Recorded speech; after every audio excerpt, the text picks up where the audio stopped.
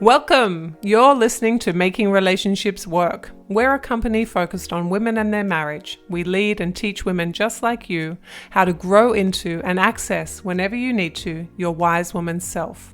The part of you who is deeply connected to your purpose, your innate wisdom, and your husband and family. We teach women in marriages how to rebuild trust and connection, to work through conflicts no matter how deep, no matter how painful, and to lead your marriage to a place where the two of you experience marriage mastery. This podcast is about learning the systems and techniques that truly work to reconnect you back into your marriage so that you can experience the freedom that comes with a masterful marriage. Since this podcast is totally free, if you're getting tons of value and you want to support us and make sure that you get more of this good stuff, subscribe below and rate and review our podcast today. Now, on to the show. Hello, everybody. Hello, women making marriages work. Hello, making relationships work. It is so wonderful to be back. I'm back in Australia, I'm home from San Diego, and you know what? We are talking something really important tonight. And we are going to be talking about all the lies that you're telling yourself. We're going to get right into a case study around a woman I spoke with this morning. I'm going to call her Christina, and we are going to get really clear on how she has inadvertently tripped herself up and how she thought she was doing the exact right thing to keep everything stable, and how that turned out to be just the breaking point, actually, of the marriage that she's created. So welcome, everybody. It's good to be back. It's good to be home. Let's dive right in. Okay, so let's talk about my client, Christina. And that is not her real name. So Christina, if you're out there watching, I have de-identified you. So let me get rid of that noise. Hello, Jessie. Welcome. Hello, Leilani. So let's talk about Christina. Christina booked a free breakthrough call with me this morning. And our call, look, I've got to tell you, the calls that we do are always extraordinary, but this one was a very pertinent one. And that's why I've decided to bring it to the broader group today. So what Christina and I did today is we got really clear on what was going on for her and really clear on where she wanted to get to, which was her truth. And we had to really dig deep to find it, because her beautiful brain, which is not dissimilar to anyone out there listening's beautiful brain, her beautiful brain had invoked a number of protective mechanisms because the situation that Christina is in is hard, and her brain wanted to make sure she was okay. So the problem that she had is that our beautiful Christina was telling herself a steady stream of small and kind of white lies. But what the problem is with doing that is that when you don't allow yourself to see the truth of where you are, and remember, it's your truth, yeah? When you don't allow yourself to see your truth, you're actually not really able to stay very connected to yourself. So let's talk about Christina. Let's try that again. Christina is married for 17 years. She has two beautiful boys, 6 and 12.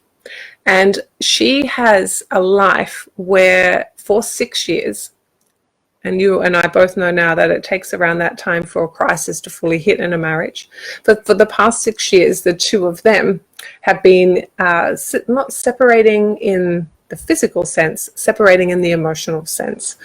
And Christina has played her role in that, as all people in a relationship do, in that she has thought the right thing to do is to give him space and to let him be and to not push too hard in case she does the wrong thing, and to then eventually explode into a violent outburst. And I don't mean violent as in hitting. I don't mean violent and as in abusive.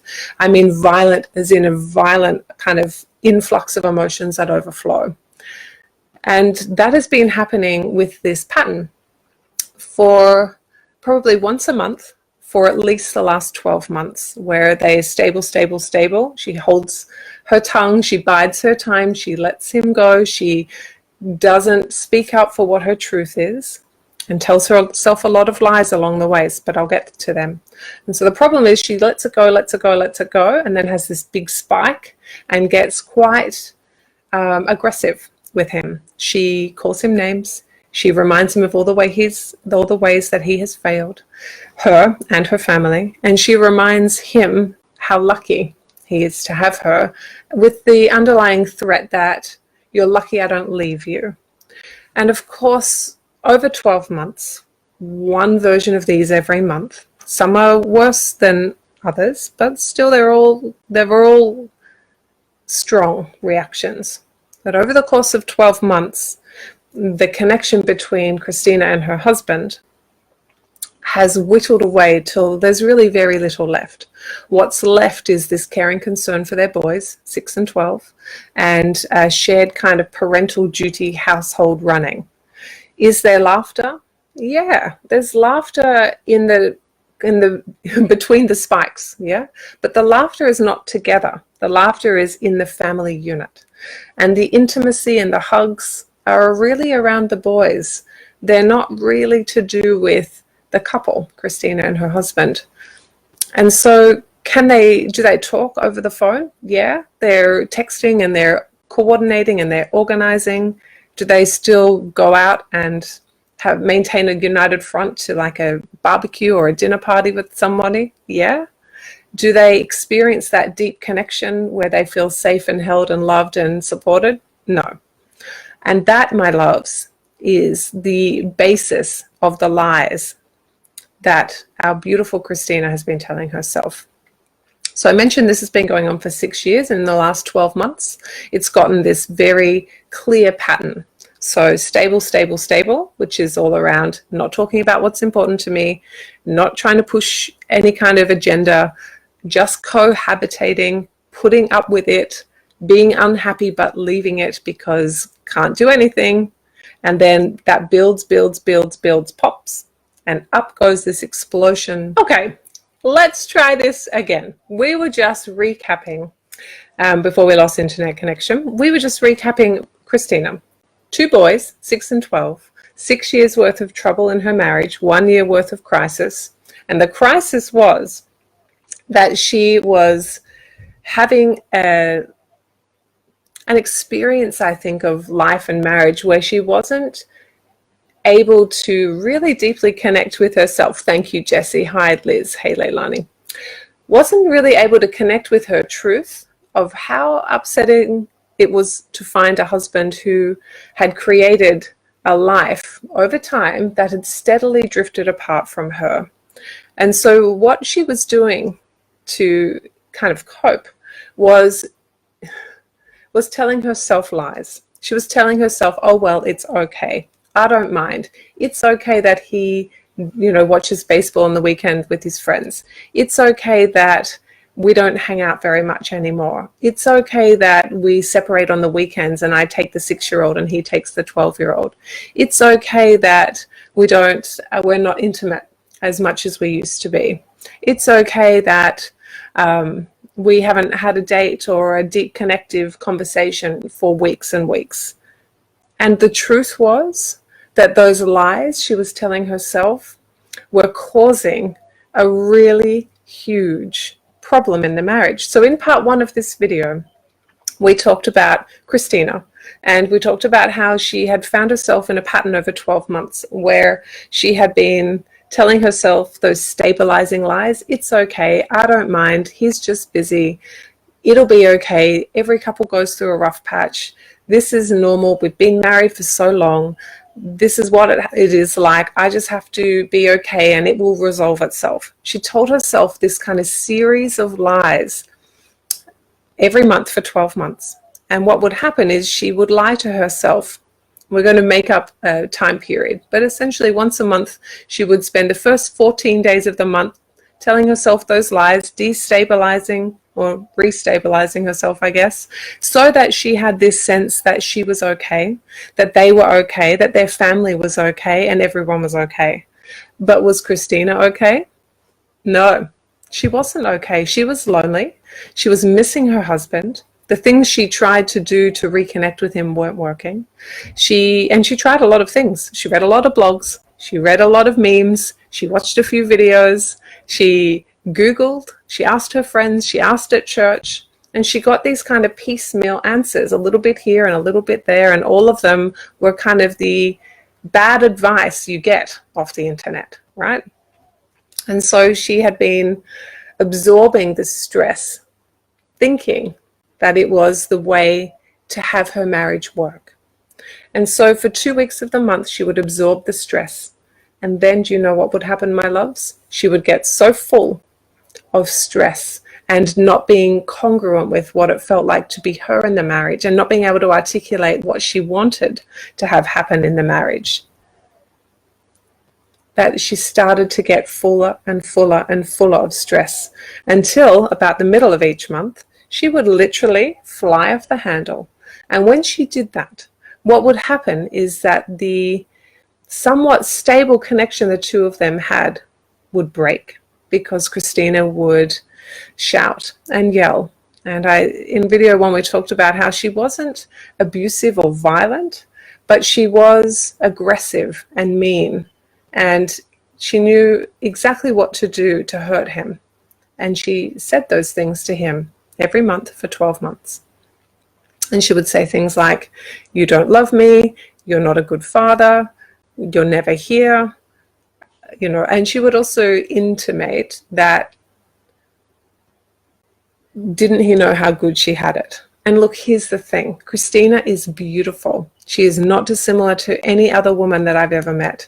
She really is a wonderful person who's in a lot of pain. And her coping mechanism, telling these lies to herself, had been giving her an experience of life that was not going to get her to where she wanted to go. It was a behavior that had to stop.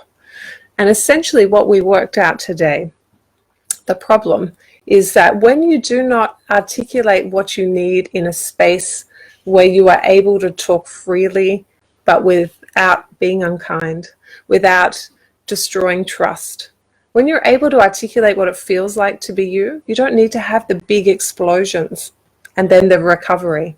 Because let's face it, most couples are pretty bad at recovery. They're pretty bad at processing big feelings. They're pretty bad at processing significant negative events.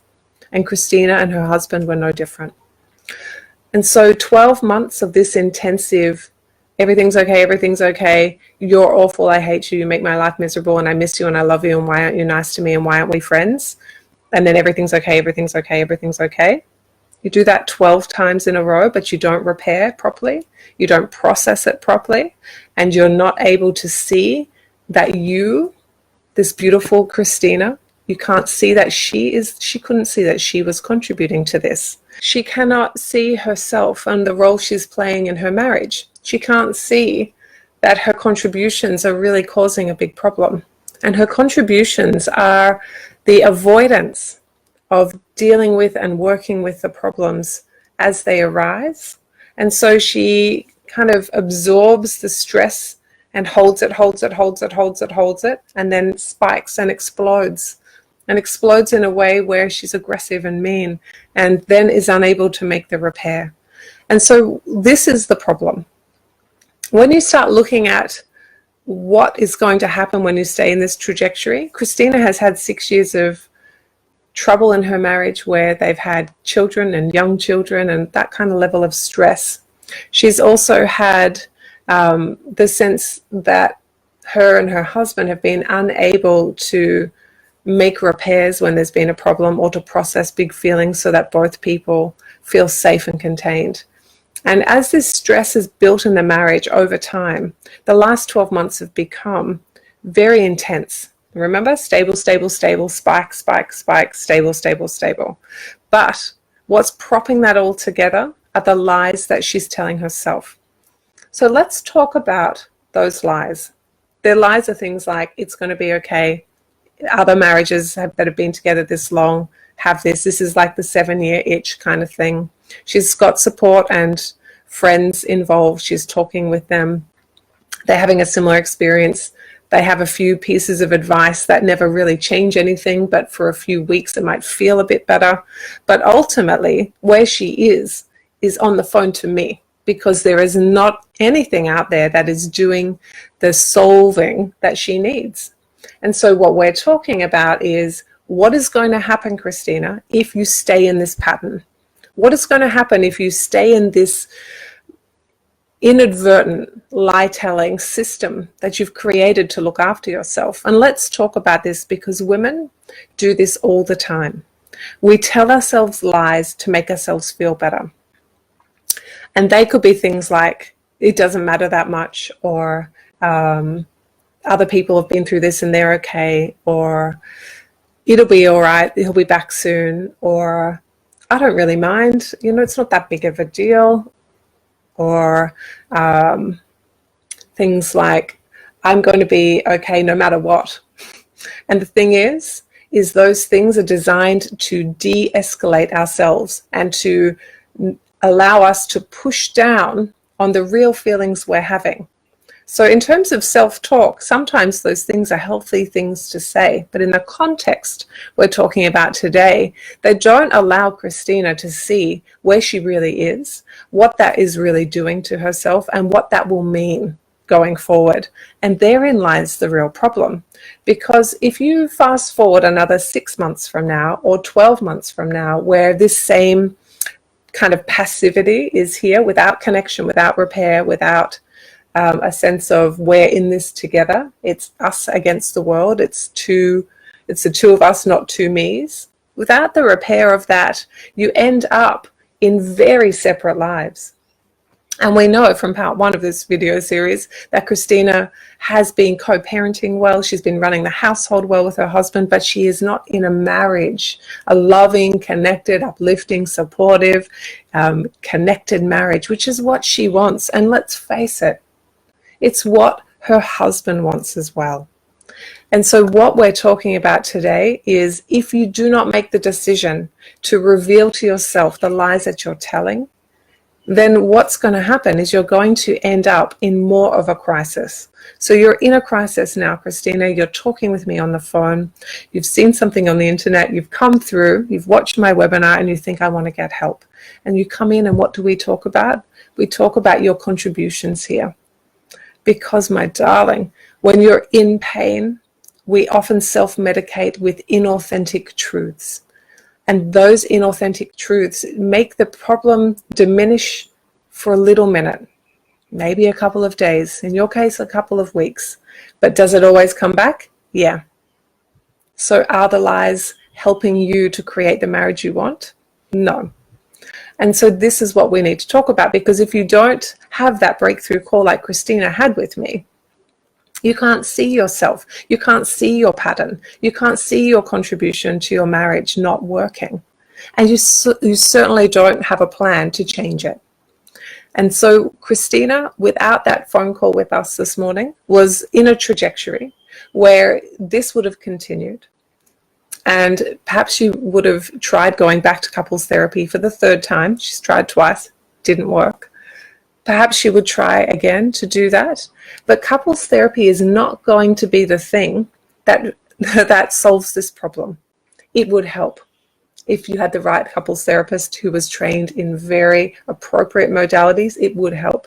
But the real problem here is Christina and her contribution to her marriage, and the state of her marriage, and the state of her husband, and why he is avoidant, and why he is not showing up, and why he is distanced, and what the two of them need to do individually and together to rewrite the terms and conditions and happiness and joy of their marriage, whilst they are serving themselves and whilst they are redesigning marriage 2, this new marriage that they get to live in after processing the pain of marriage 1. And that is not possible when you are kind of woven into a thread of lies that you've created to shield yourself from the worry of what's really going on here. And at the heart of this is a wonderful woman who has a 6 and a 12-year-old who is desperate to find her husband, and all of the low-level strategies haven't worked. And it's getting worse and worse and worse as her desperation rises, her outbursts rise, and her inability to reconnect and see her contribution has been the thing that is holding her back the most. And this is what I want you to know, because the solution here is quite simple. You get a really clear view of where you are. Clarity, my loves. I always talk to you about clarity, but you can't change a thing until you understand what the problem is you're working with. And you can't change a thing until you understand your contribution to the problem that you're facing. And this story about Christina has a beautiful, happy ending. And that is possible. Okay? So Christina is clear on where she is. She is clear on where she needs to get to. And she is crystal clear on what comes next. And that clarity, that is the gift of freedom. That means that every time her beautiful brain goes to try and protect her, where she listens to that old kind of recording in her brain that says, it's okay, be quiet, take up less space, make him his favorite dinner, all marriages go through this, it's going to be all right. That, which is not true for her, her clarity is that she needs to sit down with her beautiful husband and say, I'm hurting, I miss you. We need to do something different so that we can claim the life and the marriage that we want. Here's my contribution. Can we work together on this? That is her solution. Is that yours? Maybe, if your story is exactly the same.